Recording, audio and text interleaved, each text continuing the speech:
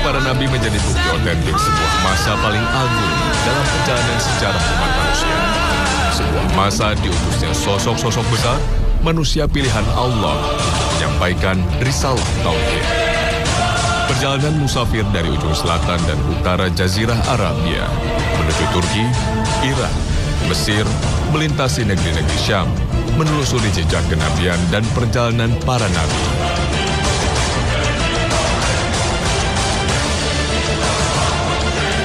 Sebuah penelusuran yang mengukir keimanan atas keberadaan dan diutusnya para utusan Allah.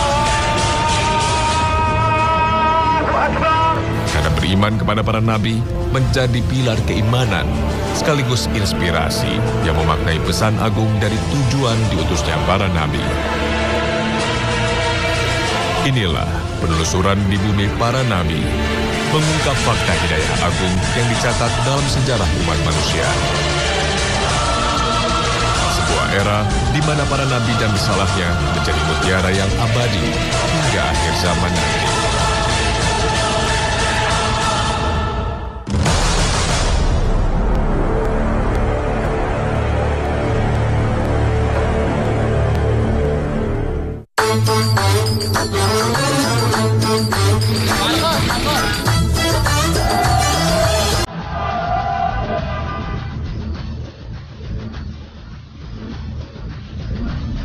Negeri Madian, yang disebut Al-Quran sebagai tempat tinggal kaum Nabi Syuaib, disebut-sebut ulama berada di sebuah lembah di wilayah Ma'an, dekat kota Aman, Yordania. Melalui kota Salt, aku sang musafir mencoba menelusuri jejak negeri Madian di kawasan Mahis, kota Salt, Yordania. Dari kota Salt, aku terus bergerak ke arah Aghwar melalui jalur perbukitan. Sungguh kawasan subur yang indah.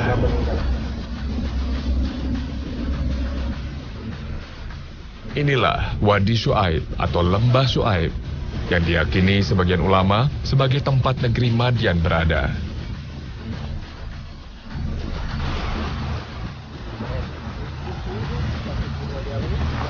Lembah subur yang disebut Al-Quran dengan Al-Mu'tafikat atau pepohonan rindang dan lebat. Disinilah dulu sekitar 3.500 tahun silam hidup masyarakat Arab kuno yang mendapat karunia Allah Subhanahu wa Ta'ala dengan anugerah rizki yang melimpah. Kemakmuran yang mereka dapatkan dari hasil perdagangan dan pertanian. Namun sayang, anugerah melimpah dari Allah Subhanahu wa Ta'ala membuat mereka lalai. Mereka menyembah berhala dan pepohonan. Kesesatan keyakinan ini bahkan diperburuk oleh perilaku yang buruk dalam aktivitas dagang mereka. Mereka sering menipu dan licik dalam berinteraksi terhadap sesama. Jika membeli barang milik orang lain, mereka minta agar takaran atau timbangannya dilebihkan dari ukuran hak mereka. Sebaliknya, jika menjual, mereka akan berlaku curang dan mengurangi timbangan atau takaran yang menjadi hak orang lain. Inilah karakter penduduk Madian yang disebut Al-Quran dan sejumlah riwayat.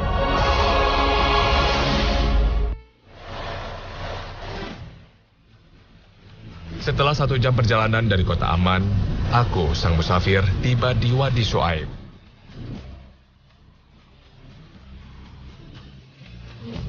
Sebuah masjid berdiri megah. Disinilah Nabi Syuaib alaihissalam dimakamkan.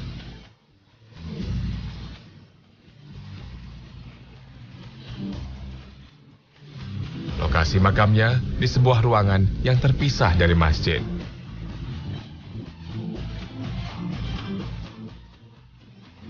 Jika makam Nabi Syuaib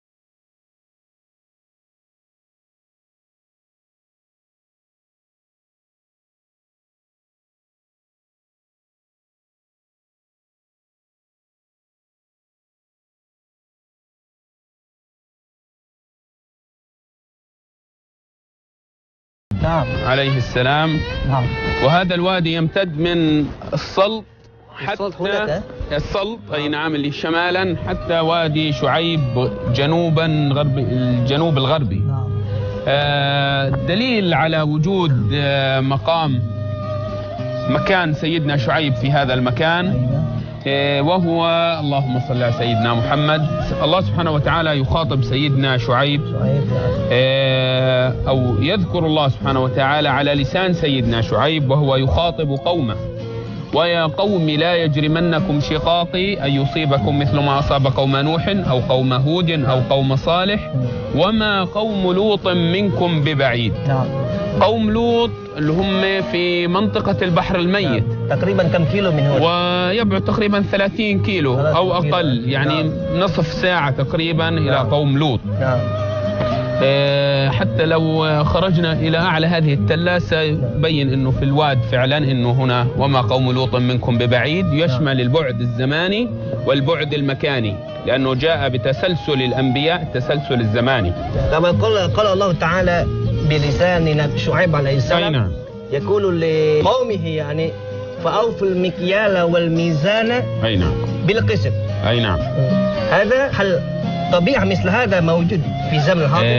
لا زالت طبعا هاي الطبائع وهذه الصفات لا زالت يعني عند البعض من أهل المناطق هنا، أنهم يبخسون الناس أشياءهم، يقللون قيمة الأشياء حتى يشتروها بثمن بخس أي قليل، وكذلك يبخسون الناس أشياءهم، لا يوفون إعطاء الناس أجورهم فيأكلون منها ولو كان شيئا قليلا. طيب يا شيخ، شكرا لما أفدتنا به، جزاكم الله خير. حياكم الله وأهلا في بلدكم، الله يحييكم وأهلا وسهلا فيكم، حياكم الله جميعا. حياكم.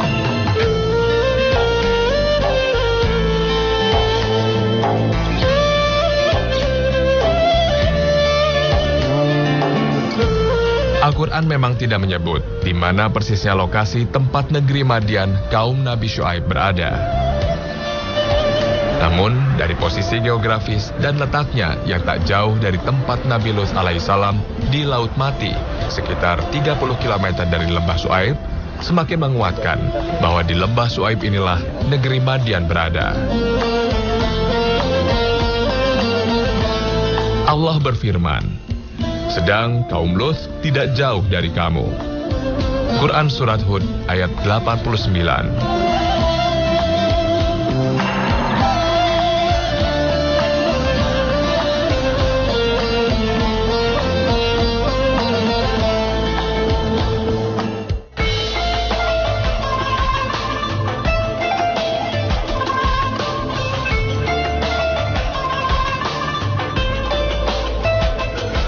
Kawasan Lembah Syuaib merupakan daerah subur dan menjadi daerah pertanian, penghasil buah-buahan dan sayur mayur.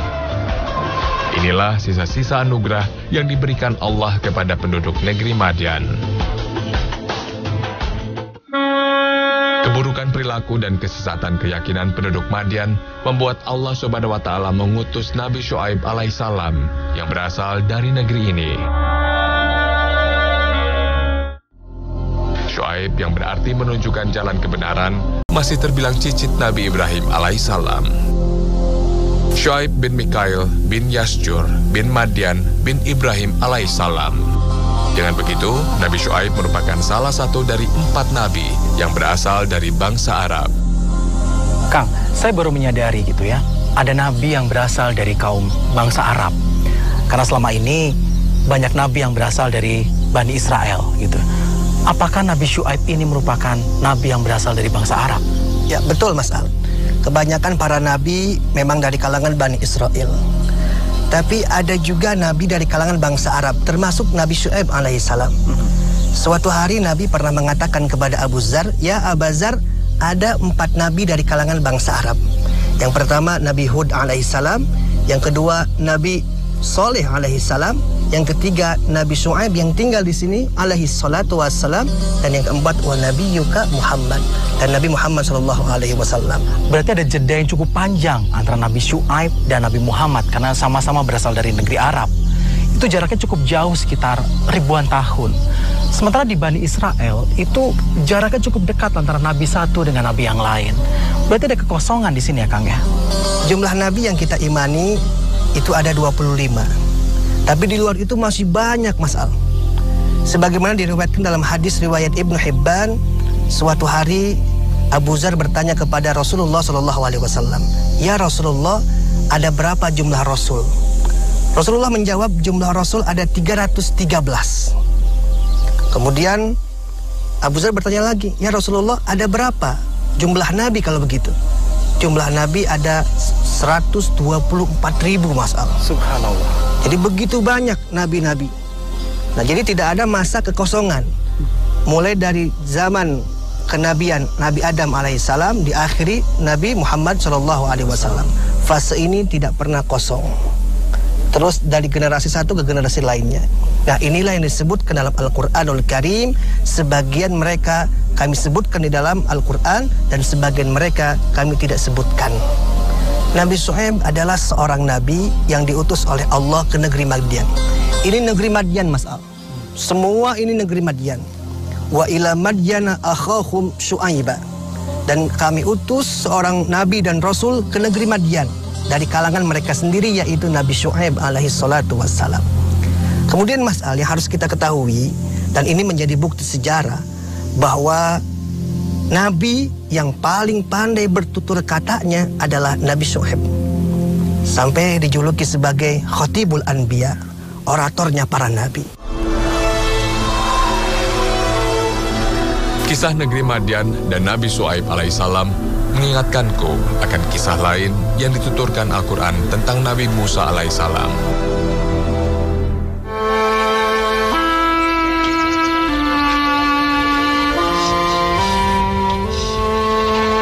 Saat itu Nabi Musa alaihissalam dalam pelariannya dari Fir'aun sebelum diangkat sebagai seorang Rasul Allah tiba di negeri Madian dan bertemu dengan dua putri seorang soleh bernama Syuaib hingga akhirnya menikahi putri Syuaib.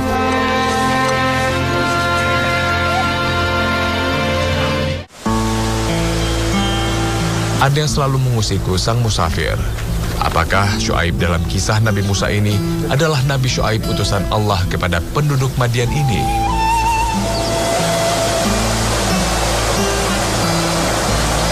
Kang, berbicara tentang negeri Madian, saya jadi ingat mengenai kisah Nabi Musa alaihissalam. Pada waktu remaja, beliau sempat lari dari Mesir karena memang dikejar oleh Raja Fir'aun. Akhirnya beliau sampai ke negeri Madian dan bertemu dengan dua orang gadis. Beliau menikahi gadis ini dan ternyata gadis ini adalah putri dari Syuaib. Nah, apakah Syuaib yang dalam cerita ini, dalam kisah Nabi Musa inilah Nabi Syuaib? Atau memang ada Syuaib yang lain? Jadi Mas Al, dalam riwayat Malik bin Anas, bahwa Nabi Syuaib inilah yang diutus oleh Allah ke negeri Madian dan menjadi mertua Nabi Musa alaihissalam. Tapi memang ada riwayat lain yang mengatakan bahwa itu bukan Nabi Syuaib, bahkan bukan seorang nabi. Itu hanya seorang soleh, pengembala kambing. Tapi terlepas dari itu semua, masyarakat Yordan sini meyakini bahwa Nabi Syuaib alaihissalam itu adalah mertua dari Nabi Musa alaihissalam.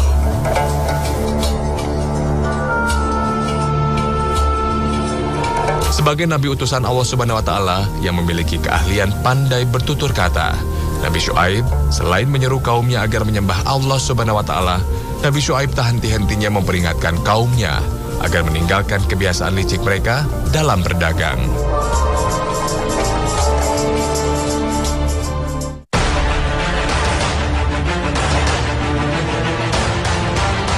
Selain merusak keadilan, perilaku kaumnya itu akan mengundang murka Allah Subhanahu wa Ta'ala karena telah mengabaikan porsi anugerah yang diberikan Allah kepada mereka.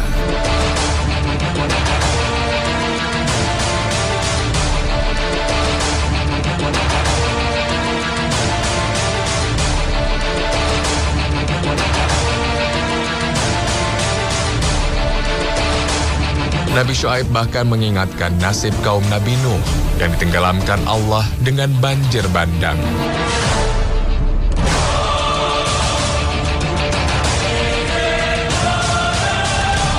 Nasib kaum Nabi Hud dan Nabi Soleh yang dibinasakan Allah. Bahkan Nabi Syuaib mengingatkan akan nasib kaum Nabi Lut yang binasa lantaran perilaku buruk mereka dan mendustakan nabinya.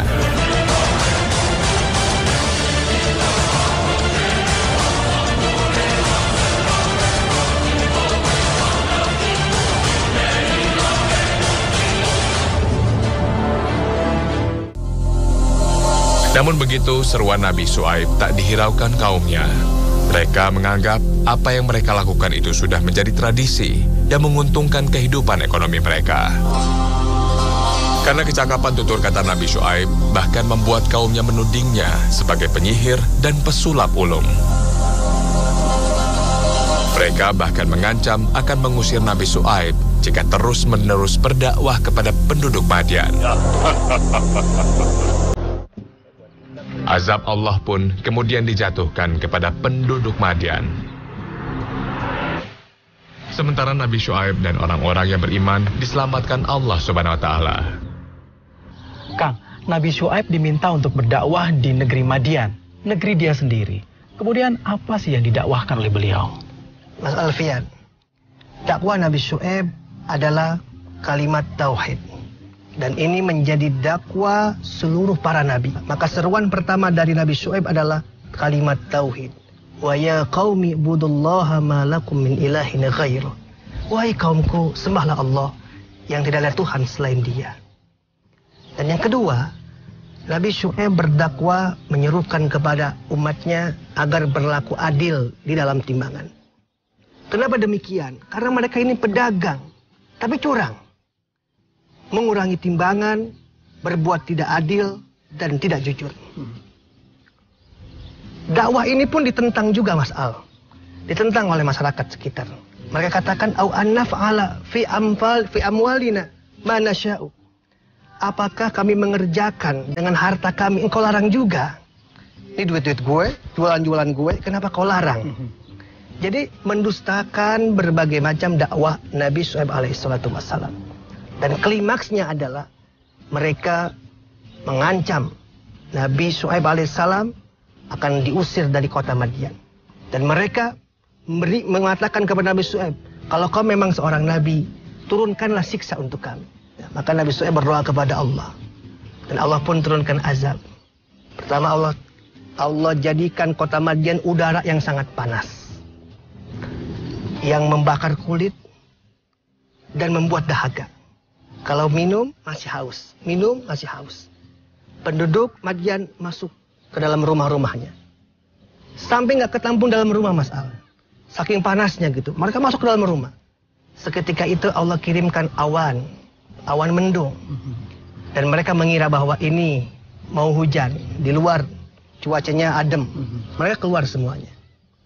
Tepat berada di bawah awan mendung tersebut, Allah turunkan petir yang membuat getaran terhadap bumi dan memporak-porandakan semua seisi kota Madian.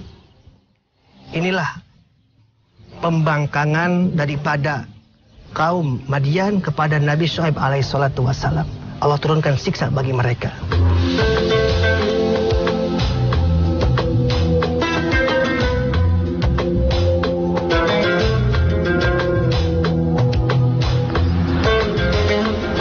Azab Allah yang ditimpakan kepada kaum Madian sungguh memilukan.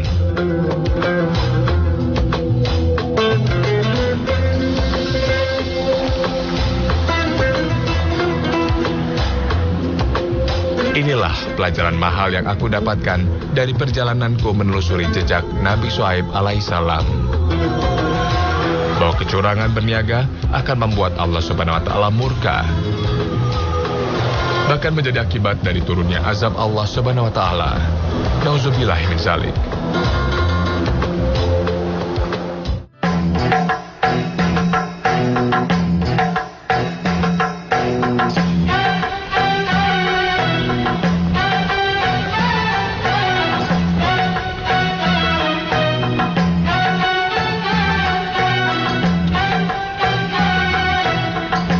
Aku sang musafir ingin melihat lebih dekat jejak yang ditinggalkan Nabi Syuaib di kawasan negeri Madian. Negeri yang telah diazab Allah Subhanahu wa Ta'ala ini memang masih terlihat subur di beberapa bagian. Tanahnya yang subur membuat daerah ini menjadi sentra pertanian dan perkebunan. Tak hanya pertanian, kawasan ini juga menjadi sumber air bagi beberapa kawasan di Jordania. Air air melimpah inilah yang terbayang olehku akan kisah Nabi Musa yang menggembala kambing milik Nabi Syuaib di tempat yang memiliki sumber mata air jernih.